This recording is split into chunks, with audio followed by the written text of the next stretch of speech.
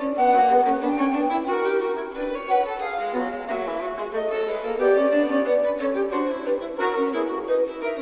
vais vous présenter très rapidement le film que nous avons réalisé, Anne Doustali et moi-même, qui est un portrait de Frère Albéric. Frère Albéric est entré à la Trappe à l'âge de 45 ans, à un moment où il avait besoin de faire un bilan sur sa vie très active et de se mettre à l'écart. Mais à cette époque, il aurait tout aussi bien pu devenir moine tibétain, moine bouddhiste. Albéric est d'abord son nom de baptême, donc son prénom d'état civil, et vous savez sans doute que Saint Albéric est l'un des 3 fondateurs du monastère qui est à l'origine de l'abbaye de Cîteaux. Si Frère Albéric a choisi le monastère de la Trappe plutôt qu'un autre monastère cistercien, c'est plutôt par goût littéraire. Il avait lu et beaucoup aimé la vie de Rancé, de François-René de Chateaubriand, Rancé étant l'abbé qui, au XVIIe siècle, a réformé et refondé la Trappe. Avant d'entrer à la Trappe, Frère Albéric travaillait dans le milieu des affaires, de la banque, de la finance, de l'assurance. Il a 2 enfants, 2 filles, l'une réside au Québec et l'autre à la Martinique. À la Trappe, Frère Albéric réalise, pour ainsi dire, la coïncidence des opposés. Tout d'abord, parce qu'il s'adonne à des tâches nobles et à des tâches triviales. Méditation dans sa cellule, et non au scriptorium, car il veut s'inspirer des pères du désert. Il s'occupe des sanitaires, et c'est lui qui sort les poubelles. À l'intérieur, il travaille à la librairie. À l'extérieur, il s'occupe du rucher et de la récolte du miel. Mais en lui, Frère Albéric dit aussi réaliser l'union de l'esprit et du corps, et notamment à travers les émotions. L'émotion, dit-il, lui permet de prendre conscience de son incarnation. Il n'est pas un pur esprit. Alors, quels ont été nos choix au moment lors de la réalisation du documentaire, donc pour faire un portrait, puisque c'était l'exercice proposé? Nous avons longuement suivi et filmé Frère Albéric dans ses diverses activités. Il a été notre guide dans l'abbaye de la Trappe, mais il a fallu le convaincre pour qu'il nous ouvre sa cellule. Et puis nous l'avons aussi longuement interviewé. Et finalement, nous avons choisi de montrer une personne, peut-être un personnage, tel qu'il apparaît ou veut apparaître, au risque de ne pas se reconnaître dans le miroir que nous lui avons tendu. Finalement, nous n'avons conservé que quelques bribes d'interview, des moments d'émotion, justement. Je voulais ajouter que Frère Albéric n'a pas assisté au montage. Alors je vous propose de découvrir le début de notre film. Nous avons supprimé simplement la première minute. Merci.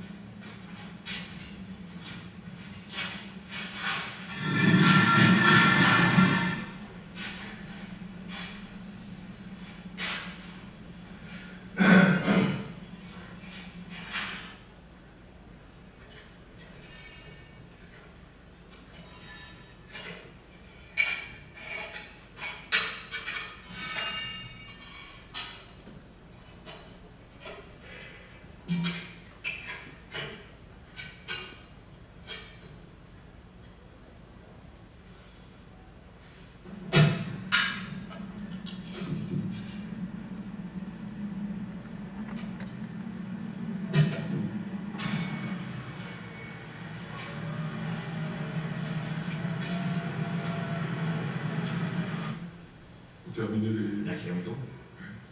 Et on a là-bas des hymnes, des petites hymnes à métaux. De Galaxie. Ouais. Je vais le faire ici. Merci.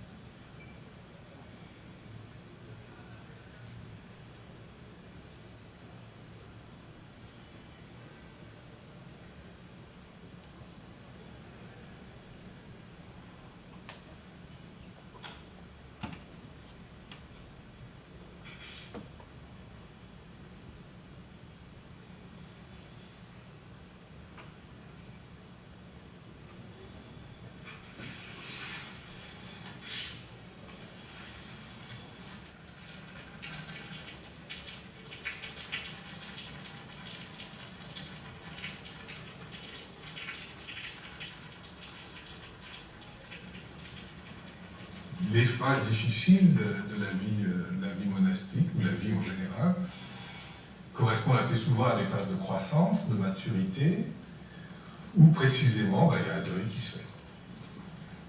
Et ça, c'est important. Il faut savoir que le deuil fait partie de la vie, et le deuil bien mené ouvre vers cette autre dimension que dans la tradition chrétienne on appelle la vie éternelle.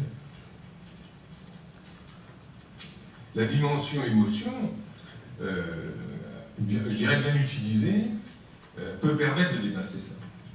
C'est-à-dire qu'on sait à ce moment-là qu'on touche à quelque chose de réel, qu'on n'est pas un pur esprit, que rien n'est gagné, rien n'est fait. Donc il faut continuer. Mais il y a quand même des moments agréables. Mais agréable dans ce sens que on se dit, bon, ok, je peux continuer.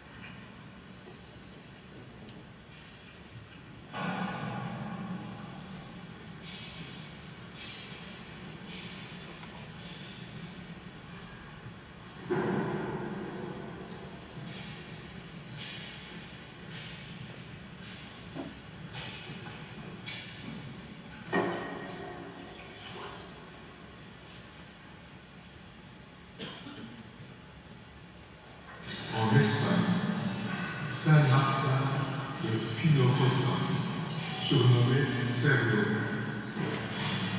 Entré jeune au monastère cistercien de Landaros, il en devint abbé à 27 ans.